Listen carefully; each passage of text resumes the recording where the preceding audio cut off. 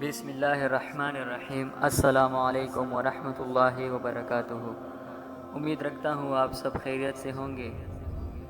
ہارون رشید کا ایک بیٹا تھا جس کی عمر تقریباً 16 سال کی تھی۔ وہ بہت کثرت سے زاہدوں اور بزرگوں کی مجلس میں رہا کرتا تھا اور اکثر قبرستان چلا جاتا تھا۔ وہاں جا کر کہتا تھا کہ تم لوگ ہم سے پہلے دنیا میں تھے، دنیا کے مالک تھے، لیکن اس دنیا نے تمہیں نجات نہ دی حتیٰ کہ تم قبروں میں پہنچ گئے۔ کاش مجھے کس طرح خبر ہوتی کہ تم پر کیا گزر رہی ہے اور تم سے کیا کیا سوال و جواب ہوئے ہیں۔ اور اکثر یہ شعر پڑھتا تھا، مجھے جنازے ہر دن ڈراتے ہیں اور مرنے والوں پر رونے والوں کی آوازیں مجھے غمگین رکھتی ہے۔ میرے بھائیو، یہ چھوٹی سی عمر میں جو ہے نا اللہ والا تھا۔ اس نے اپنی زندگی جو ہے نا اللہ کے دین پہ جو ہے نا گزارنے کا جو ہے نا اپنے ساتھ وعدہ کیا تھا۔ ایک دن وہ اپنے باپ بادشاہ کی مجلس میں آیا۔ اس کے پاس وزیر عمرہ سب جمع تھے اور اس لڑکے کے بدن پر ایک معمولی سا کپڑا تھا اور سر پر لنگی باندھی ہوئی تھی۔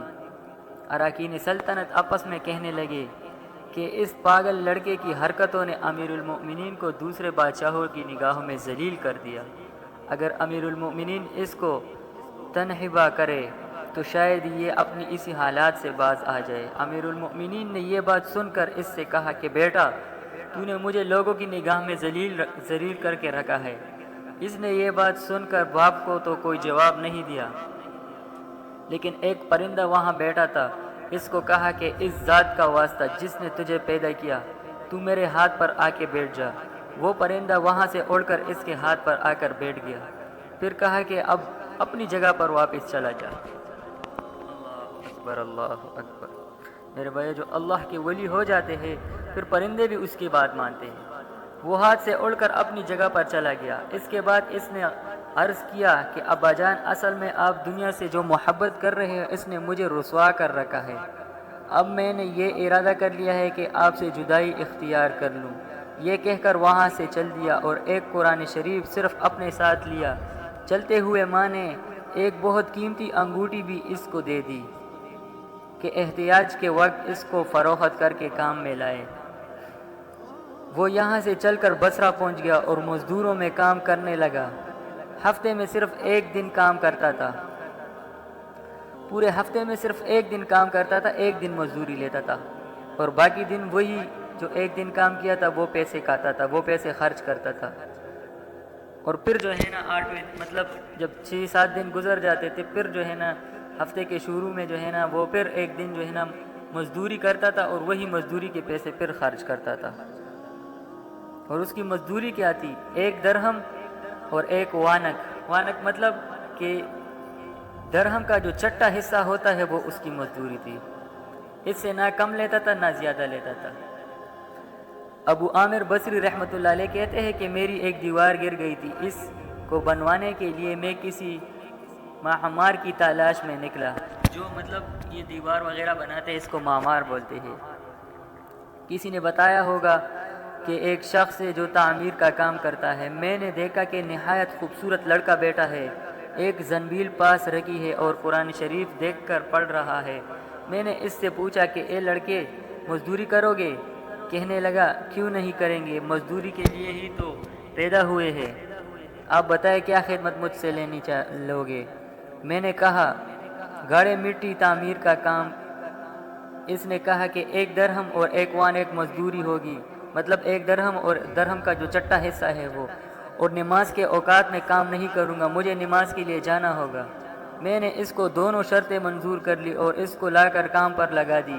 مغرب کے وقت جب میں نے دیکھا تو اس نے 10 آدمیوں کے بقدر کام کیا۔ اللہ اکبر، اللہ اکبر۔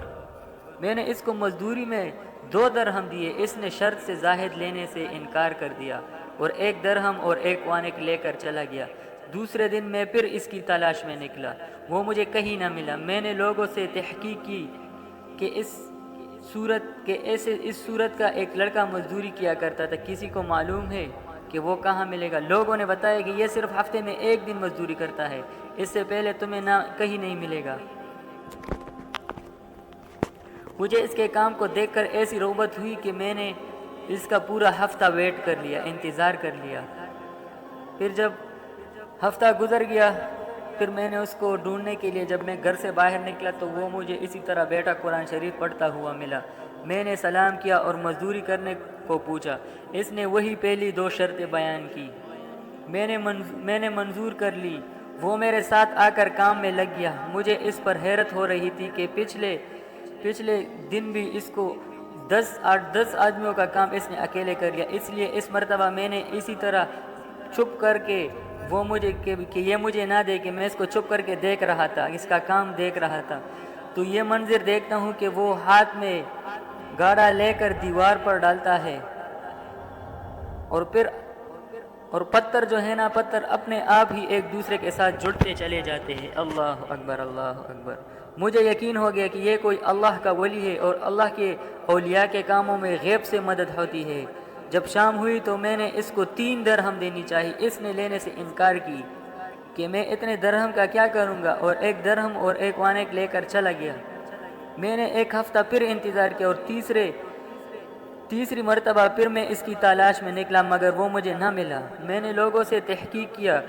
ایک شخص نے بتایا کہ وہ 3 دن سے بیمار ہے، فلاں ویران جنگل میں پڑا ہے۔ میں نے ایک شخص کو کچھ رقم دیا اور اس پر راضی کیا کہ وہ مجھے اس جنگل میں پہنچا دے۔ وہ مجھے ساتھ لے کر اس جنگل میں ویران میں پہنچا تو میں نے دیکھا کہ وہ بے ہوش پڑا ہے، آدھی اینٹ کا ٹکڑا سر کے نیچے رکھا ہوا ہے۔ میں نے اس کو سلام کیا، اس نے جواب نہ دیا۔ میں نے دوسری مرتبہ سلام کیا، اس کی آنکھ کھلی اور مجھے پہچانا اور سلام کا جواب دیا۔ میں نے جلدی سے اس کا سر اینٹ سے اٹھا کر اپنے گود میں رکھ دیا۔ اس نے سر ہٹا لیا اور کہا، میرے دوست، دنیا کی نعمتوں سے دھوکے میں نہ پڑ، عمر ختم ہو جا رہی ہے اور یہ نعمتیں سب ختم ہو جائے گی۔ جب تم کوئی جنازہ لے کر قبرستان میں جائے تو یہ سوچنا کہ تیرا بھی ایک دن اسی طرح جنازہ اٹھا جائے گا۔ اس کے بعد اس نے مجھ سے کہا کہ ابو عامر، جب میری روح نکل جائے تو مجھے نہلا کر میری اسی کپڑوں میں مجھے دفن کر دینا۔ میں نے کہا، میرے محبوب، اس میں کیا حرج ہے کہ میں تیرے کفن کے لیے نئے کپڑے لے آؤں؟ اس نے جواب دیا کہ نئے کپڑوں کے لیے زندہ لوگ زیادہ مستحق ہے۔ یہ جواب حضرت ابو بکر صدیق رضی اللہ تعالیٰ عنہ کا بھی ہے۔ انہوں نے بھی اپنے وصال کے وقت یہی فرمائش کی تھی کہ میری انہی چادروں میں مجھے کفن دے، اور جب ان کے نئے کپڑوں کی اجازت چاہی گئی تو انہوں نے یہی جواب دیا تھا۔ لڑکے نے کہا کہ کفن تو پرانا ہو یا نیا، بہرحال پوسیدہ ہو جائے گا، آدمی کے ساتھ تو اس کا اعمال ہی جائے گا۔ اللہ اکبر۔ اور یہ میری لنگی اور لوٹا کور کودنے والے کو مزدوری میں دے دینا، اور یہ انگوٹھی اور قرآن شریف ہارون رشید تک پہنچا دینا، اور اس کا خیال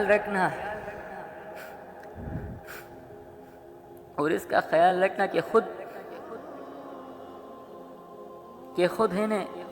ان کے ہاتھ میں دینا، اور یہ کہہ کر دینا کہ ایک پردیسی لڑکے کی یہ میرے پاس امانت ہے، اور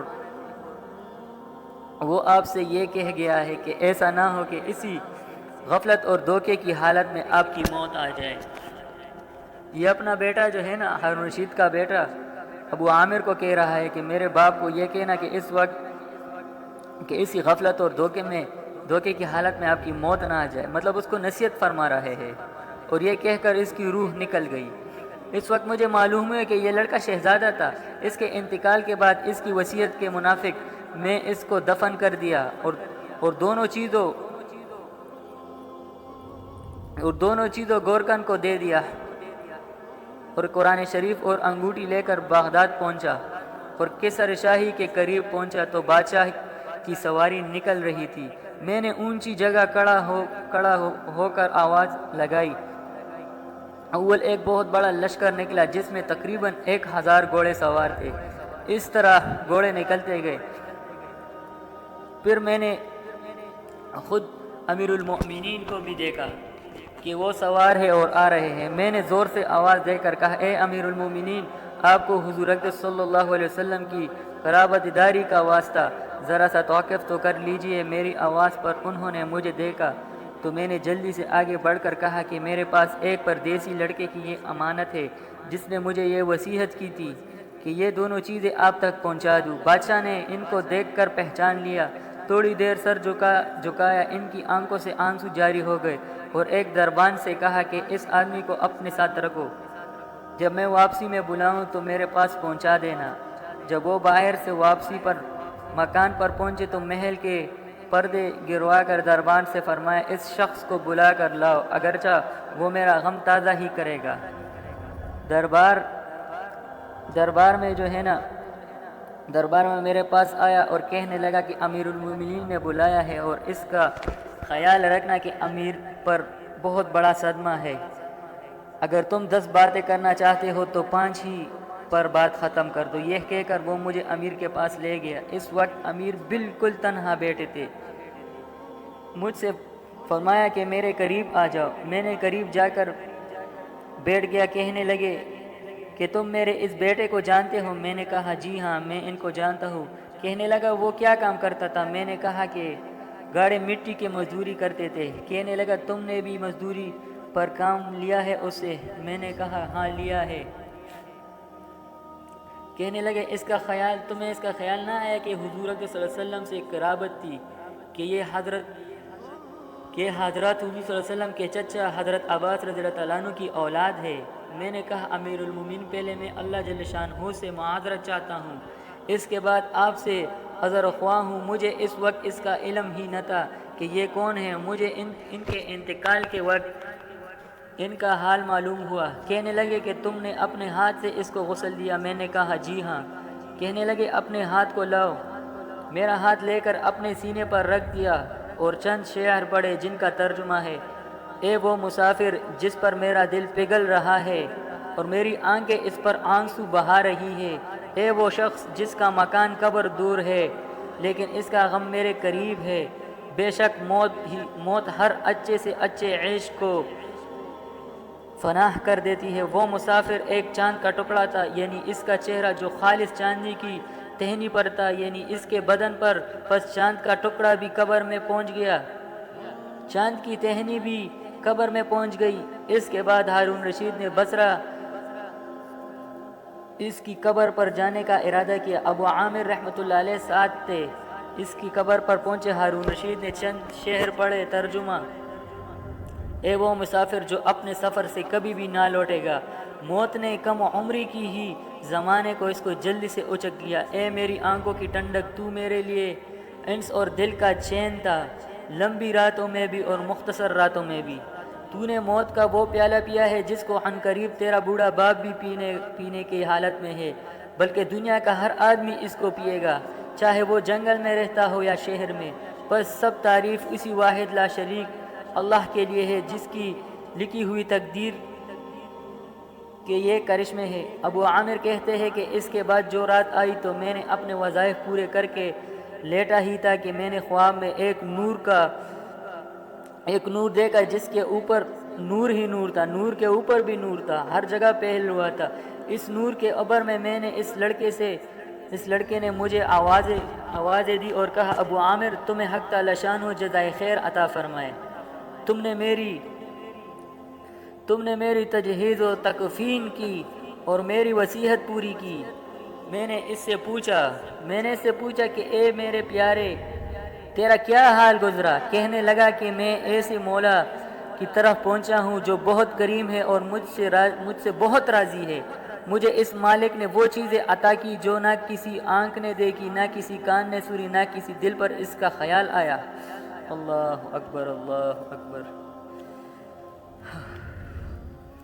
حضرت عبداللہ بن مسعود رضی اللہ تعالیٰ عنہ فرماتے ہیں کہ تورات میں لکھا ہے حق تعالی شانہ نے ان لوگوں کے لیے جن کے پہلو رات کو خوبیاں مطلب رات کو جو ہے نا وہ تہجد پڑھتے تھے، اور وہ چیزیں ان لوگوں کے لیے اللہ نے وہ چیزیں تیار کر کے رکھی ہے جن کو نہ کسی آنکھ نے دیکھا، نہ کسی کان نے سنا، نہ کسی کے دل پر اس کا خیال آیا، اور نہ کوئی مقرب فرشتہ جانتا ہے، نہ کوئی نبی رسول جانتا ہے۔ یہ مضمون قرآن پاک میں آیا تھا۔ فَلَا تَعْلَمُ نَفْسٌ مَّا أُخْفِيَ لَهُم مِّن قُرَّةِ أَعْيُنٍ، کسی شخص کو خبر نہیں کسی شخص کو خبر نہیں جو آنکھوں کی ٹھنڈک کا سامان ایسے لوگوں کے لیے خزانے غیب میں موجود ہے۔ در منشور اس کے بعد اس لڑکے نے کہا کہ حق تعالی شانہ نے قسم کھا کر فرمایا، حق تعالی شانہ نے اس لڑکے سے قسم کھا کر ارشاد فرمایا کہ جو بھی دنیا سے اس طرح نکل کر آئے جیسے میں نکل آیا، اس کے لیے یہی اعزاز اور اکرام ہے جو میرے لیے تھا۔ اللہ اکبر اللہ اکبر۔ میرے بھائیو، یہ ہارون رشید کے بیٹے کا واقعہ تھا جو آپ لوگوں کو میں نے بتا دیا۔ جو چھوٹی سی عمر میں بھی جس کے دل میں اللہ کو خوف آ جائے تو پھر ان کی زندگی ایسے ہوتی ہے۔ جو اس کے باپ نے اس کے لیے انگوٹھی دے دی اور وہی انگوٹھی جو ہے نا اس کو واپس ملتی ہے، کیونکہ ان لوگوں نے دنیا سے بے رغبتی کی تھی، دنیا سے محبت ختم کی تھی۔ تو میرے بھائیو، اللہ رب العزت یہ ایمان، یہ عشق، یہ جذبے ہمارے دلوں میں بھی نصیب فرمائے۔ انشاءاللہ نیکسٹ ویڈیو میں آپ لوگوں سے ملاقات ہوگی۔ السلام علیکم ورحمۃ اللہ وبرکاتہ۔